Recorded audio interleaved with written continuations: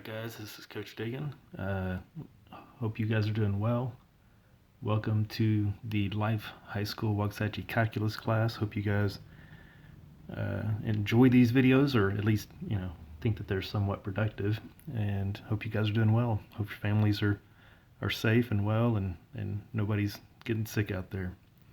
I want to go over some things first, some business items first, and then we'll get into the notes. So for today, we're doing integration by substitution, and I'll get into that as we go.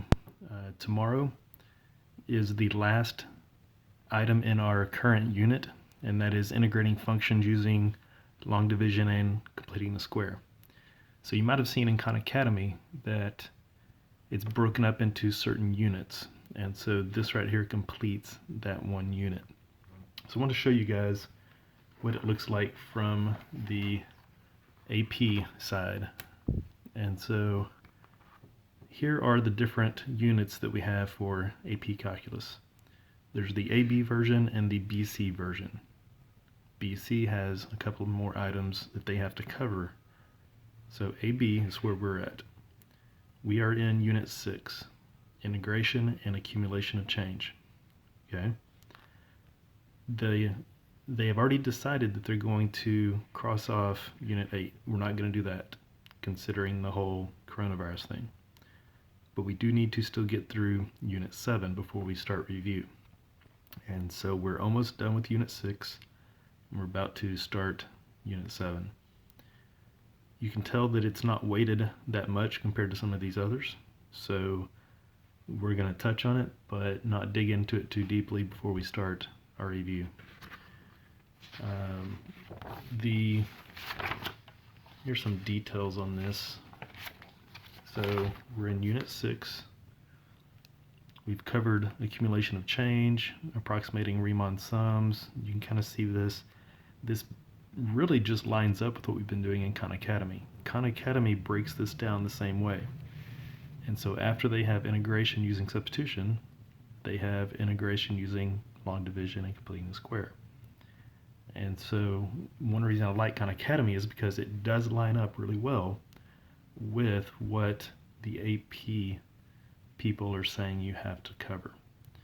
And that's going to be different than the textbook, or that's going to be different than those handout notes that I had earlier this year. All right, next item, talking about some resources.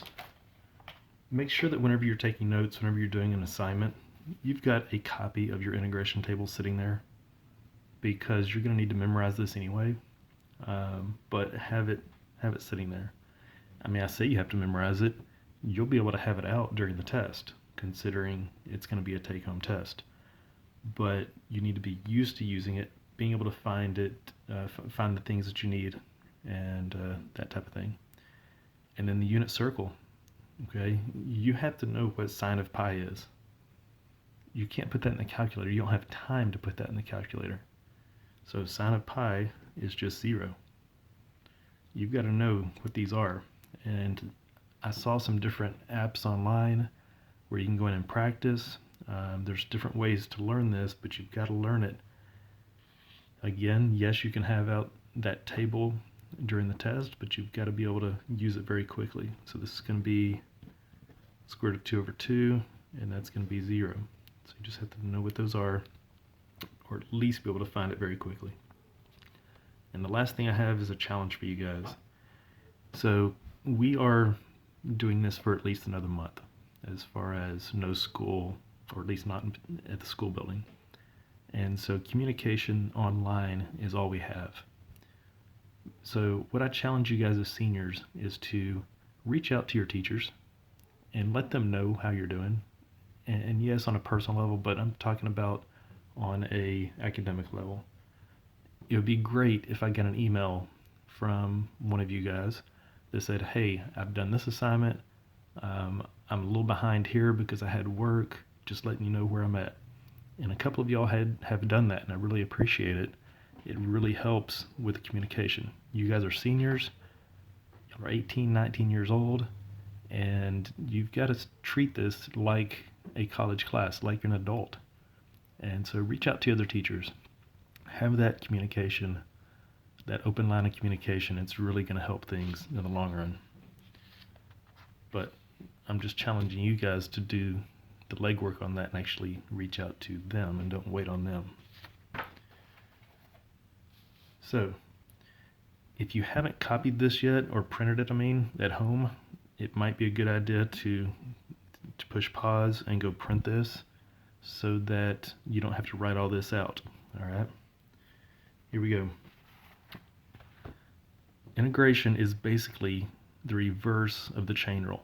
So we know the chain rule whenever you do derivatives. We know that the derivative of sine x squared, you have the inside function and your outside function. The inside function is x squared, the outside function is sine. So you take the derivative of sine, which is cosine. This is your u, right? And then the derivative of u. So you get cosine x squared times 2x. So you remember that from when we did derivatives and when we did the chain rule. So the reverse has to hold when we are doing integration. So if we have this as our problem, this will be our answer. So let's write it. The integral of cosine x squared times 2x dx will equal, we're working the chain rule backwards, so we're going to get sine x squared. Alright, and you do still have the plus c on there at the end. So think about why this works.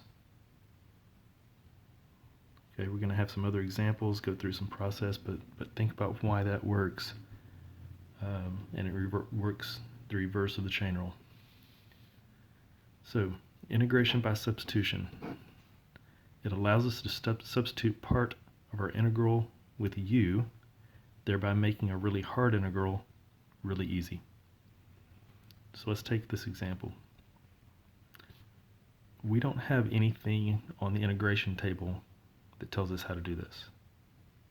There's not a product rule, okay, like there is in taking derivatives, or at least not in Cal 1. There is a product rule in a sense in Calculus 2.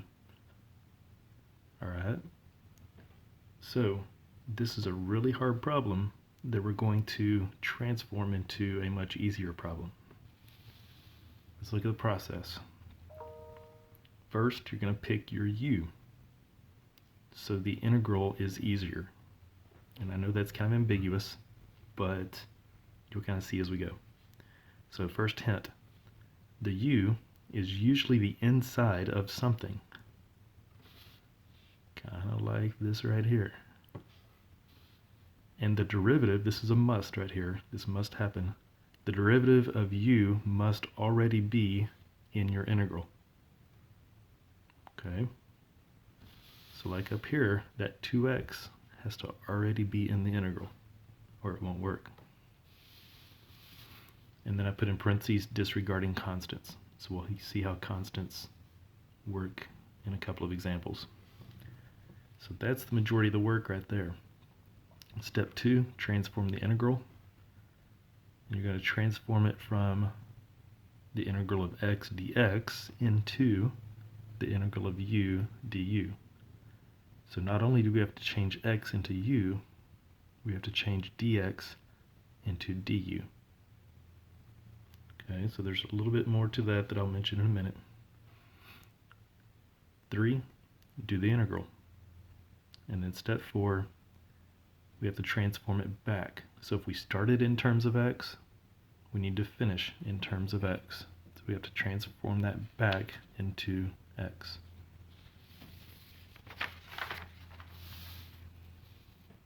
Alright, that example from a minute ago. So we have to pick our u.